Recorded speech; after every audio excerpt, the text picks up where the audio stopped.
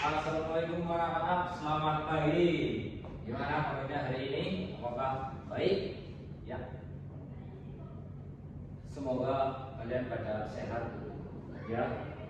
Ya, sebelum memulai belajar pada pagi hari ini, alangkah baiknya kita menyanyikan lagu Indonesia, menyanyikan lagu nasional.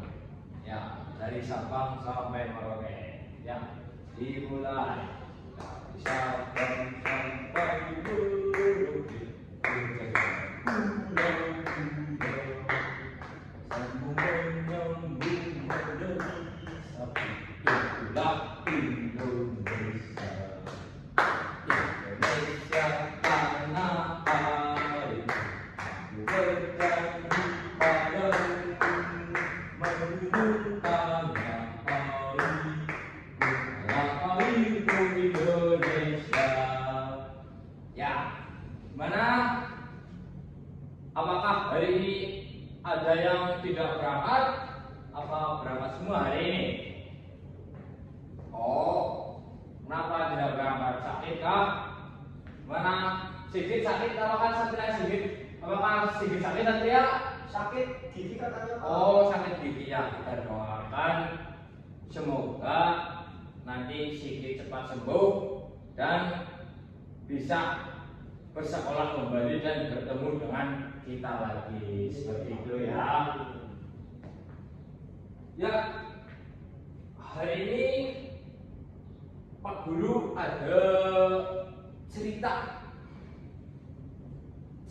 yang menginspirasi dan berkaitan dengan materi hari ini.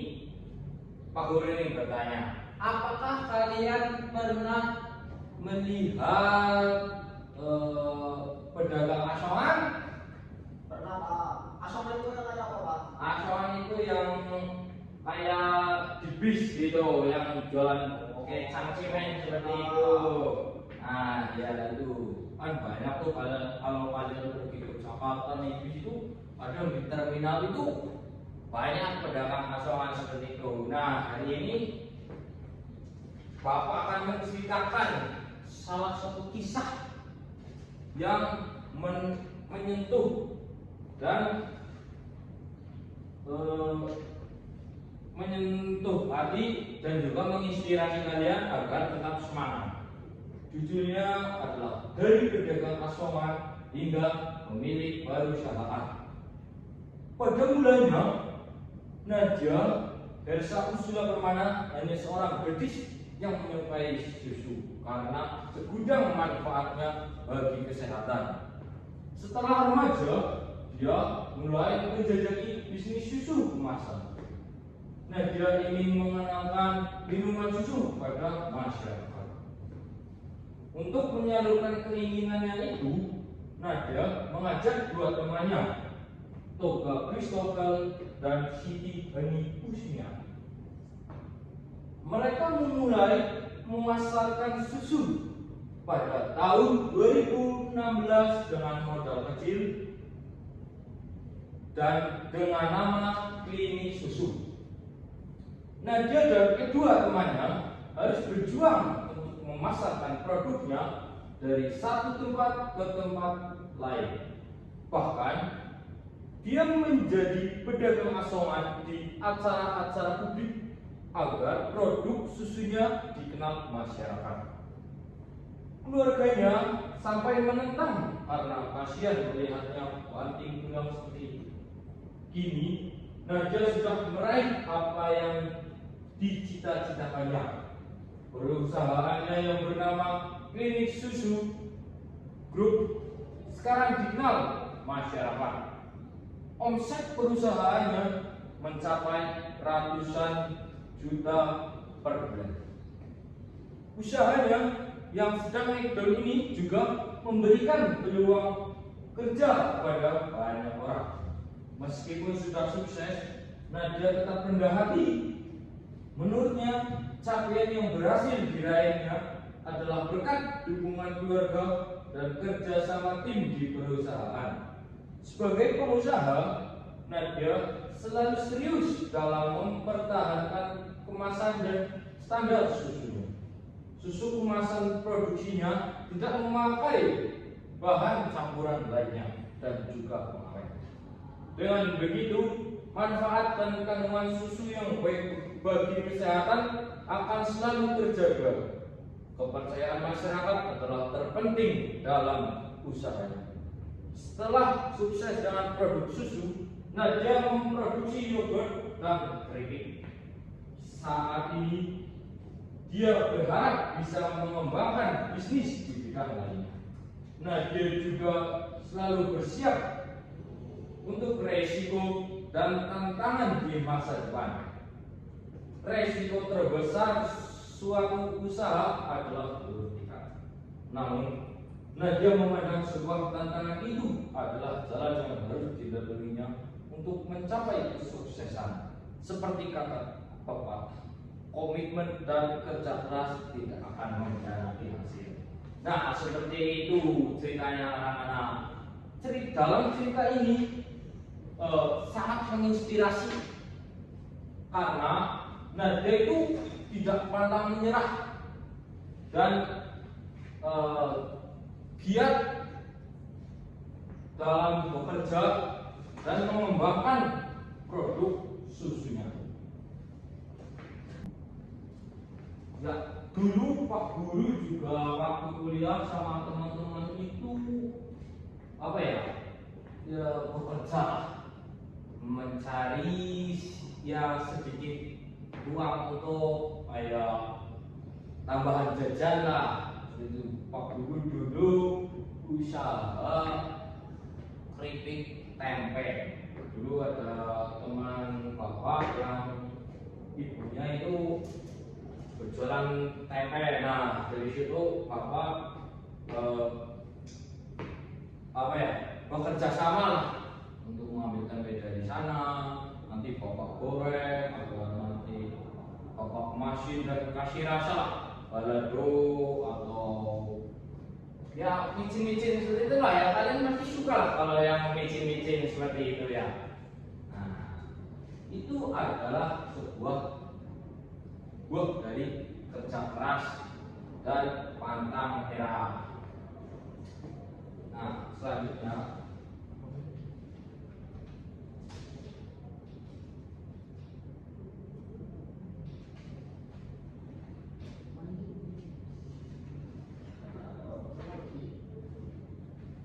Nah, selanjutnya ini ada tugas untuk kalian ya.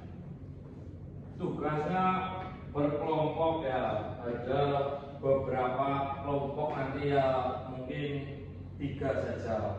Di sini sudah ada panduan ya untuk mengisinya seperti itu. Saya bagikan kepada kalian.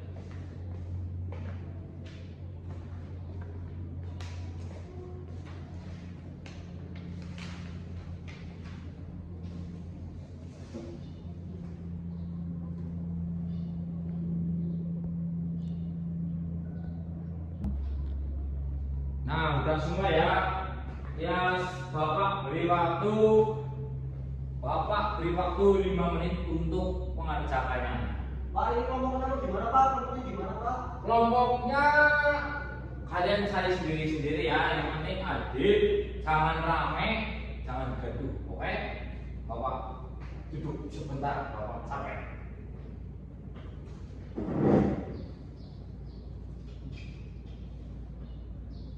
Gimana? Ada yang susah apa? Gak bisa malah? Gak bisa Pak. Mana yang gak bisa? Sini Bapak lihat.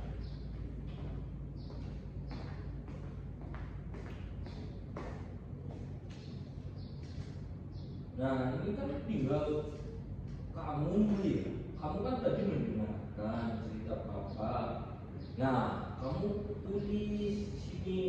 Kan ada mengapa Nadia bisa menjadi pengusaha sukses seperti itu ya. Diskusikan dengan kelompok kamu. Oke? Oke, siap.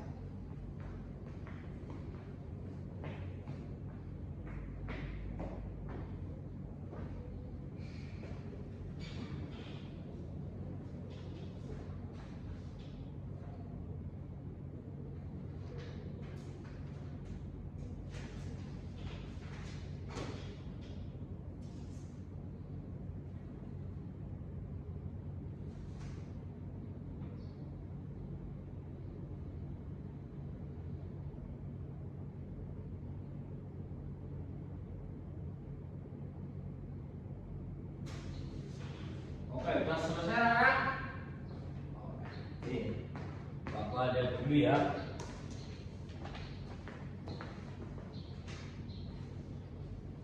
Nah, ini kelompok satu bagus ini. Mengapa Nadia bisa menjadi pengusaha sukses ini? Dari kelompok satu jawabannya karena Nadia termasuk bermental baja.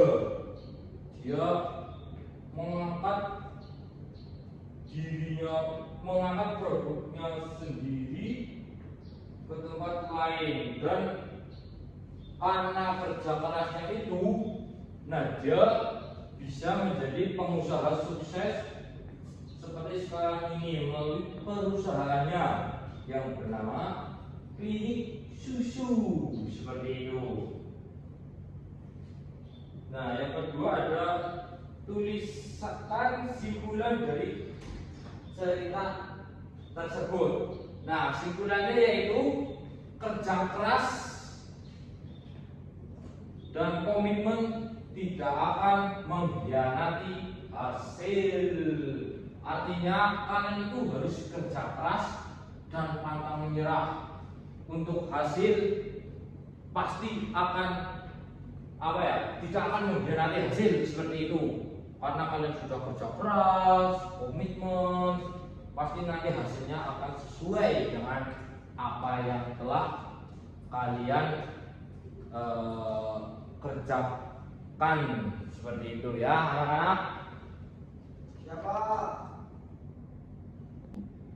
Ya, sepertinya kalian ini kurang semangat. Nah, untuk menumbuhkan rasa semangat kalian, Bapak akan melakukan ice breaking terlebih dahulu, yaitu tepuk semangat. Ikuti Bapak ya.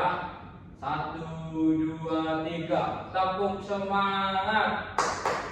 Semangat. Semangat. Aduh, ini sepertinya kalian ini masih lemes ya. Kurang ini, ayolah. Yuk, Pak, belum makan apa gimana ini dari rumah tadi? Makan. Wah, belum makan, belum sarapan ya. Harusnya itu kalian sarapan dulu. MBG Pak, MBG kan nanti setelah istirahat. MBG itu. Ayo, satu kali lagi ya, Bapak akan tepuk semangat buat kalian itu bersemangat. 1, 2, 3, tepuk semangat. Semangat. Nah, itu kalian sudah semangat ya. Untuk materi tadi, apakah ada yang ingin ditanyakan anak-anak? Ingin Pak, saya bertanya. Ya, apa silakan Mas Satria. Ketika pengen bangun usaha kayak gitu sih, modalnya gimana ya Pak kalau Bapak punya modal? Nah, kalau untuk modalnya itu ya kalian menyisihkan uang saku. Misal uang saku kalian 10.000 atau ya 10.000. Nah, itu kalian sisihkan. Misalnya kayak buat jajan di sekolah 5.000, buat disisihkan itu 5.000. Nah, nanti dari uang saku itu kalian beli bahan baku. Kalian mau bikin apa? Contohnya keripik singkong. Nah, kalian itu nanti dari uang itu beli singkong seperti itu. Nanti dibantu oleh ibu bapak kalian untuk di rumah menggoreng, mengupas singkong, mengemas. Lalu kalian bawa ke sekolah dan jual lagi ya. Nanti dari hasil jual itu kan kalian juga dapat uang saku tambahan dari berwirausaha itu, seperti itu. Ada lagi? Pak, untuk cara berjualannya gimana Pak? Gimana aja? Ya kalau berjualan ya kalian tinggal bawa ke sekolah, nanti dititipkan ke ibu kantin kan ada itu Bu Siti. Nah, kalian bilang ke Bu Siti, Bu, ini saya titip ya, nanti untuk hasilnya Ibu saya kasih 10% seperti itu per kemasan. Nah, seperti itu kan nanti kalian jadi enak, nggak perlu keliling-keliling seperti itu. Ya anak-anak? Ya Pak. Oke. Pak, kalau Nah. di sekolah boleh jualan apa di kelas? Kalau berjualan di kelas itu boleh, tetapi pada saat istirahat itu, Mas Satria. Kalau pas jam pelajaran itu ya nggak boleh, kan? Jam pelajaran itu untuk belajar, bukan untuk berjualan. Seperti itu, Mas. Oke Pak. Iya, seperti itu, Mas. Oke? Siap Pak. Nah, Bapak juga ada cerita lagi yang menginspirasi kalian. Bapak sambil duduk ya, Bapak capek. Dahulu itu waktu di pasar, dulu Bapak lihat itu ada seorang anak yang setiap pulang sekolah itu membantu ibunya di pasar berjualan sayur mentah. Nah, waktu itu ada seorang ya kaya raya lah, seperti itu, atau kepala desa aja, kepala desa ke pasar. Nah, waktu kepala desa itu sedang membeli sayuran si anak tersebut, tiba-tiba waktu ia pergi, tiba-tiba dompetnya itu terjatuh dan ia tidak merasakan dompetnya itu terjatuh. Akhirnya sang kepala desa itu pulang saja karena tidak tahu. Nah, apa dompet itu ditemukan oleh anak pedagang sayur itu yang pas itu baru pulang dari sekolah dan langsung menyusul ibunya ke pasar untuk berjualan. Anak itu bernama si Dava. Nah, Dava ini apa ya? Orangnya jujur nggak Pak? Dava itu orangnya jujur, kalem, baik hati, tidak sombong, selalu membantu temannya yang kesulitan seperti itu. Nah, Dava ini melihat bahwasanya dompetnya Pak Kades itu jatuh. Akhirnya ia mengambil dompet itu di tengah-tengah keriuhan pasar itu ia mencari Pak Kades. Nah iya, Pak Kadesnya itu belum ketemu lah. Dia baca di KTP Pak. Nah iya, nama Pak Kadesnya itu Pak Yanto kalau nggak salah itu. Dia mencari ke kios buah, ke kios daging, masih belum ketemu juga itu dengan Pak Kades Yanto itu, si Dava. Akhirnya Dava keluar ke parkiran untuk mencari di luar. Nah, di luar itu Dava melihat Pak Kades Yanto ini sedang ingin pergi atau ingin pulang kembali ke rumah sehabis berbelanja tadi. Akhirnya ia berlari mengejar Pak Kades dan memanggil namanya, Pak Kades, ini dompetnya terjatuh Pak Kades. Nah, Pak Kades itu hampir pulang ke rumah, hampir jalan. Setelah mendengar itu Pak Kades akhirnya menoleh ke belakang, bertanya, kenapa ada apa? Ini dompetnya Pak Kades jatuh tadi di depan kios saya. Oh iya Dava, makasih ya, kamu anaknya jujur mengembalikan dompet saya yang jatuh. Iya Pak.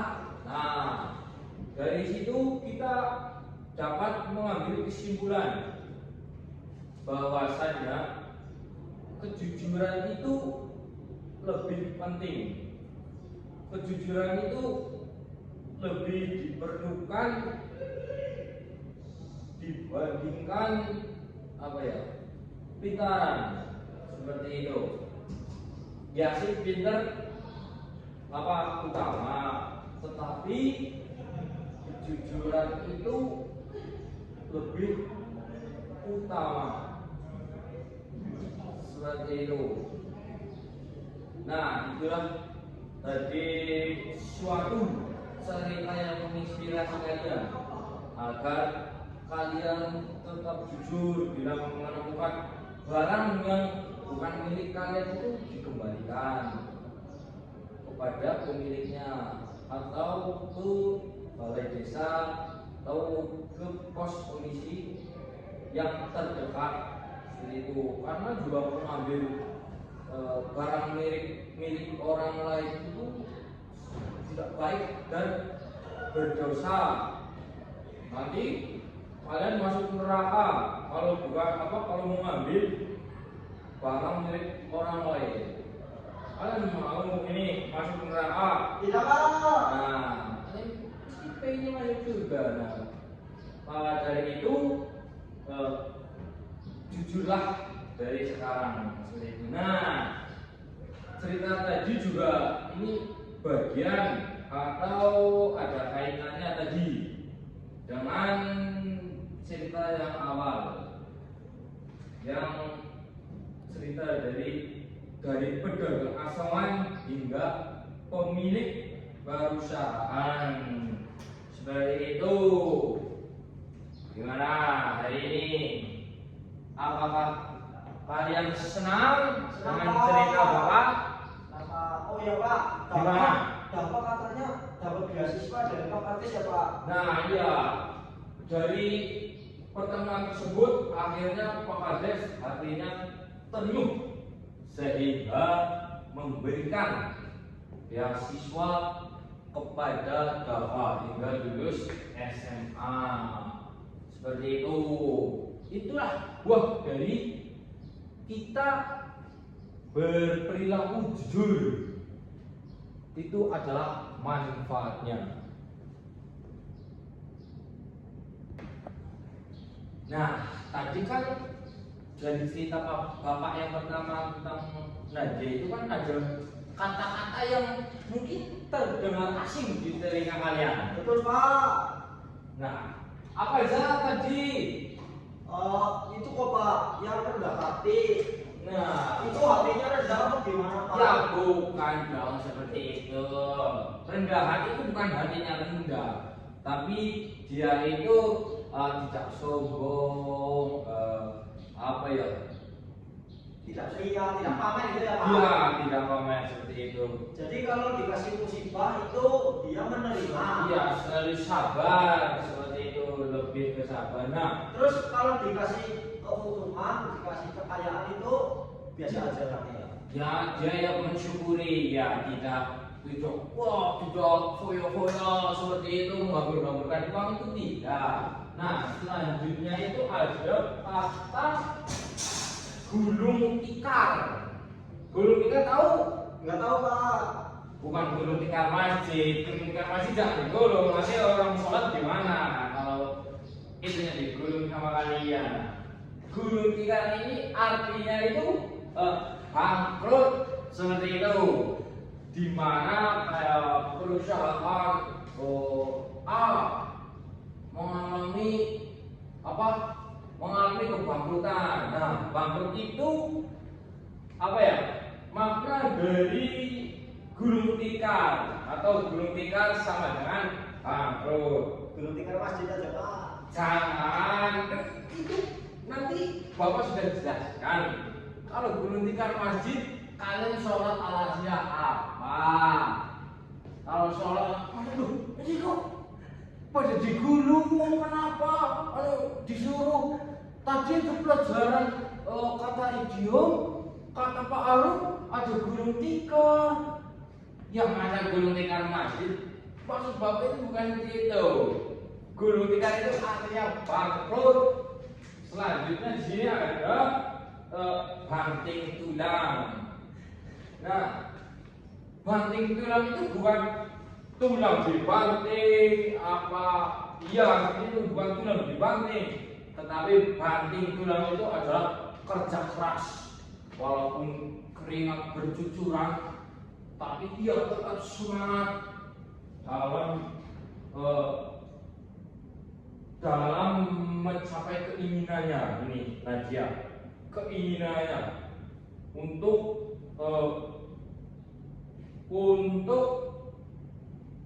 membuat bisnis susu. Ya, di sini ada klinik susu KS Group seperti itu. Temannya juga ini sangat setia ini, Toga Kristopel dari Siti Hani Kusniati.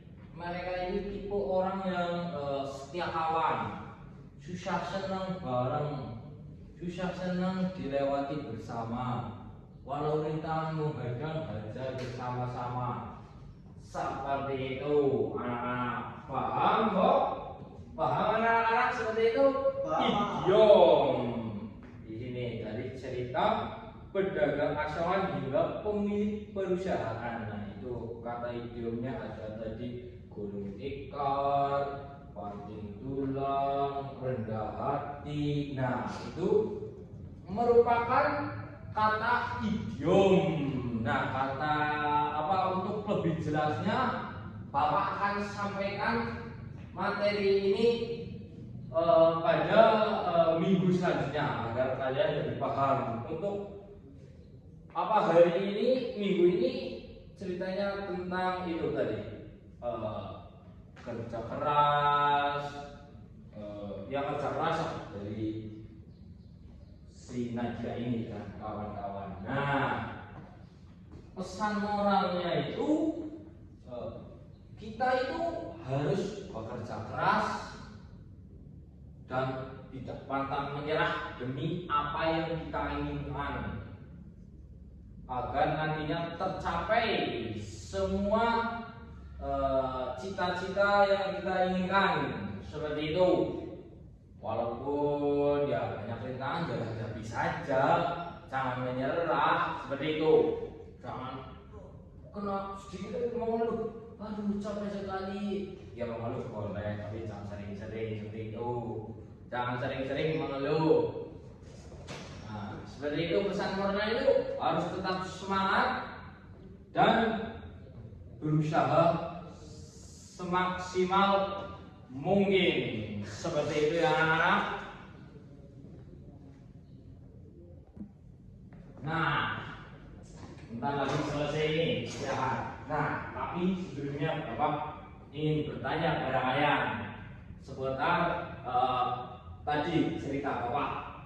Bapak mau tanya, siapa sih nama teman seperjuangannya si Nadia? Apakah ada yang bisa?